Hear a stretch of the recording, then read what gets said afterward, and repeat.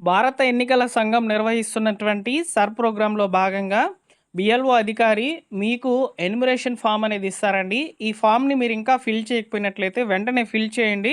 So, చివరి తేదీ వచ్చేసి జూలై 14 అయితే చెప్పున్నారనమాట.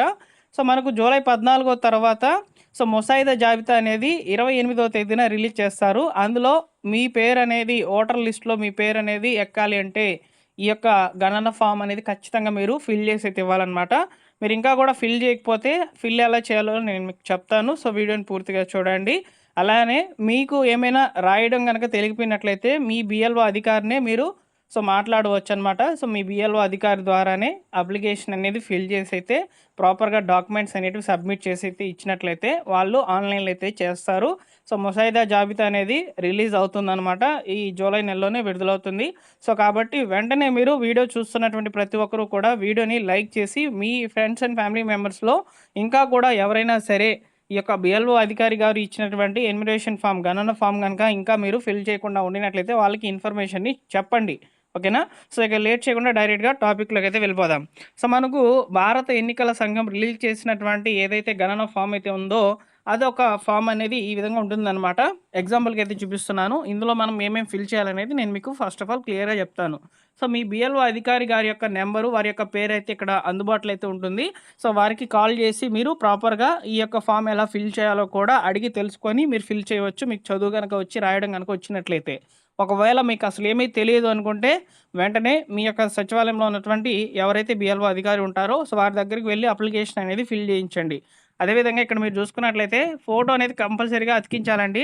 సో, ఇక్కడ మనకు చెప్పున్నారు చూడండి క్లియర్‌గా ఫోటో అయితే ప్రస్తుత ఫోటోని అతికించండి అని చెప్పారు కదా! ఫోటోనైతే కంపల్సరీగా అతికించండి. నెక్స్ట్ నెక్స్ట్ వచ్చేసి మీరు ఇక్కడ కొంచెం కిందకి చూసుకున్నట్లయితే ఫస్ట్ ఆఫ్ ఆల్ మీరు ఫిల్ చేయాల్సినటువంటి డీటెయిల్స్ వచ్చేసి ఇవేననమాట. ఈ బాక్స్ అనేది ఒకసారి చూడండి. సో, ఈ బాక్స్‌లో first of all me details అనేటివి ఫిల్ చేసేసేయండి. సో, ఇక్కడ ఎన్యుమరేషన్ ఫార్మ్ ఎవరిదో అనేది ఇక్కడ మీకు ఫోటో అనేది వస్తుందనమాట. సింపుల్‌గా కొండ గుర్తులాగా గుర్తుపెట్టుకోండి. సో, తర్వాత ఈ బాక్స్ ఏదైతే ఉందో ఈ బాక్స్‌లో ఉన్నటువంటి వివరాలను ఫిల్ చేయండి. అవి ఎలా ఫిల్ చేయాలో ఇప్పుడు నేను మీకు చెప్తాను చూడండి. First of all date of birth. Me date of birth Aadhaar కార్డ్‌లో ఏదైతే డేట్ ఆఫ్ బర్త్ ఉంటుందో అదే ఇవ్వండి. ఓకేనా? మీకు తెలిసిన ఆధార్ నెంబర్ మీకు తెలిసినటువంటి డేట్ ఆఫ్ బర్త్ ఇవ్వకుండా ఆధార్ కార్డ్‌లో ఏదైతే డేట్ ఆఫ్ బర్త్ ఉంటుందో దాన్నే ఇవ్వండి. తర్వాత ఆధార్ కార్డ్ నెంబర్ అయితే ఇవ్వండి. తర్వాత మీ మొబైల్ నెంబర్ ఇవ్వండి. తర్వాత మీ తండ్రి పేరైతే ఇవ్వండి. తండ్రి గారికి ఓటర్ గుర్తింపు కార్డు గనుక ఉండినట్లయితే ఆ నెంబర్ అయితే ఇక్కడ ఇవ్వండి. ఒకవేళ లేదు తెలీదనుకుంటే అవసరం లేదు. దీన్ని బ్లాంక్‌గానే వదిలేయండనమాట. ఓకేనా? నెక్స్ట్ వచ్చేసి తల్లి పేరైతే రాయండి. తర్వాత మీ తల్లిగారికి సంబంధించి ఓటర్ ఐడీ గనుక ఉండినట్లయితే దాన్ని ఇవ్వండి. అది లేకపోతే వదిలేయండి. నెక్స్ట్ జీవిత భాగస్వామి మీకు వైఫ్ గనుక ఉండినట్లయితే వారి యొక్క పేరైతే ఇక్కడ రాయండి. అదేవిధంగా వారికి సంబంధించి కూడా ఇది యొక్క ఓటర్ ఐడీ గనక ఉండినట్లయితే దాన్ని కూడా ఇక్కడ మీరు ఇవ్వచ్చు. లేదనుకుంటే లేదనమాట. ఇక్కడ మ్యాండేటరీ అయితే కాదు ఓటర్ ఐడీ అనేది. మిగిలిన వివరాలనేటివి కంపల్సరీగా ఇవ్వాలి. సో, ఇక్కడ ఎన్యుమరేషన్ ఫార్మ్ ఎవరి పేరు మీద అయితే ఉంటుందో వాళ్ళు కంపల్సరీగా ఫస్ట్ ఆఫ్ ఆల్ ఈ డీటెయిల్స్ అనేటివి ఫిల్ చేయాలి. ఇప్పుడు మనము కొంచెం పైకి వెళ్ళినట్లయితే ఇక్కడ మనకు 2 బాక్సులు అయితే ఉన్నాయి చూడండి. సో, ఇదొక బాక్సు, ఇదొక బాక్స్ అనుకుందాం. ఈ బాక్సులలో ఫస్ట్ ఆఫ్ ఆల్ మీకు 2002లో ఓకేనా? 2002లో మీకు ఓటు గనక ఉండినట్లయితే ఈ బాక్స్ ఫిల్ చేయాలి. ఒకవేళ 2002లో మీకు ఓటు లేదంటే ఈ బాక్స్ అనేది ఫిల్ చేయాలనమాట. ఈ బాక్సులు కూడా ఎలా ఫిల్ చేయాలో నేను మీకు చెప్తాను చూడండి. సో, ఫస్ట్ ఆఫ్ ఆల్ మనకు 2002లో ఓటు గనక ఉండినట్లయితే అంటే మన అమ్మా నాన్నలకైతే ఉంటుంది ఓటు. ఓకేనా? సో, వాళ్ళ యొక్క వివరాలు ఎలా ఫిల్ చేయాలంటే ఓటర్ పేరు అంటే వారి పేరైతే రాయాలి. అంటే ఇక్కడ ఎగ్జాంపుల్‌కి మా నాన్నగారికి ఓటు 2002లో ఓటు గనక ఉంది అనుకుందాం. సో, మీ మీ నాన్నగారి పేరైతే ఇక్కడ రాయాలి. తర్వాత మీ నాన్నగారి ఫోటో గుర్తింపు నంబర్ అంటే ఇక్కడ మనకు ఓటర్ ఐడీ గనక ఉండినట్లయితే దాన్ని ఇవ్వండి. అందుబాటులో ఉంటేనే ఇవ్వండి అని చెప్పారు. ఒకవేళ లేకపోతే వదిలేయమని చెప్పున్నారు. ఓకేనా? వదిలేసేయండి. బంధువు పేరు ఎవరిది పెడతారు? మీ నాన్నగారి తండ్రి పేరైతే రాయాలి. తండ్రి గారికి అంటే మీ నాన్నగారికి వాళ్ళ తండ్రి గారికి ఉన్న సంబంధం తండ్రి కాబట్టి తండ్రి అని రాయాలనమాట. ఆ బంధువు పేరుకి ఉన్నటువంటి సంబంధం. లేదా ఇక్కడ బంధువు పేరు నందు మీ నాన్నగారి అమ్మగారి పేరు అంటే మీ నానమ్మ గారి పేరు రాశారనుకోండి బంధుత్వం తల్లి అవుతుందనమాట. ఓకేనా? ఇలా సింపుల్‌గా గుర్తుపెట్టుకోండి. తర్వాత జిల్లా, తర్వాత రాష్ట్రము, తర్వాత శాసనసభ నియోజకవర్గం పేరైతే రాయండి. ఇక్కడ మీరు చూసుకున్నట్లయితే ఈ డీటెయిల్స్ అనేవి మీరు ఫిల్ చేయొద్దు. ఓకేనా? ఇక్కడ మీరు చాలామంది తప్పు రాసేస్తారనమాట ఈ బాక్సు. ఈ బాక్స్ మీ బిఎల్ఓ అధికారి గారే రాసుకుంటారు. సో, ఒకసారి వాళ్ళతో మాట్లాడి మీ యొక్క క్రమ సంఖ్య, భాగం సంఖ్య, శాసనసభ నియోజకవర్గం సంఖ్య తెలుసుకోండి. అది 2002లో ఏదైతే ఉంటుందో ఆ డీటెయిల్స్ చెప్పాలి. సో, దీని కొరకు మీరు 2002 లిస్ట్ కూడా ఓపెన్ చేసి చూసుకోవచ్చు. ఆన్‌లైన్‌లో అవైలబుల్ అయితే ఉన్నాయన్నమాట. సో, ఇదంతా మాకు దేనికి అనుకుంటే, సో, సింపుల్‌గా వెళ్ళిపోవాలనుకుంటే బిఎల్ఓ అధికారి గారిని అడిగి 2002లో శాసనసభ నియోజకవర్గం సంఖ్య, భాగం సంఖ్య మరియు క్రమ సంఖ్య అంటే మీ నాన్నగారి ఆ డీటెయిల్స్ అనేటివి చూపిస్తాయన్నమాట. ఆ డీటెయిల్స్ అయితే ఇక్కడ ఇవ్వాలి. ఓకేనా? ఇక్కడికి సింపుల్. 2002లో ఓటు గనుక ఉండినట్లయితే ఈ బాక్స్ రాసేయాలి.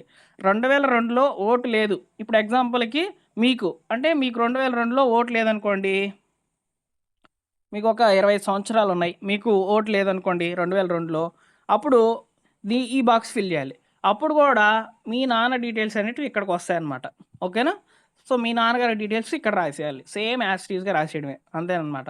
సో, ఈ విధంగా సింపుల్‌గా మీరు ఈ యొక్క సెల్ఫ్ ఎన్యుమరేషన్ ఫార్మ్ అనేది సార్ ప్రోగ్రామ్‌లో భాగంగా ఫిల్ చేసైతే ఇవ్వాలి. సో, ఈ విషయం తెలియక చాలామంది కూడా ఇంకా కూడా రాయలేదన్నమాట. అట్లానే వదిలేసి బిఎల్ఓ అధికారి దగ్గరే ఆ డాక్యుమెంట్స్ అనేటివి అలా ఇచ్చేసున్నారు. సో, బిఎల్ఓ అధికారి గారు మంచిగా ఉంటే ఖచ్చితంగా మీ ఇంటి దగ్గరకొచ్చి 3 సార్లు రావాలని చెప్పి గవర్నమెంట్ అయితే చెప్పుంది.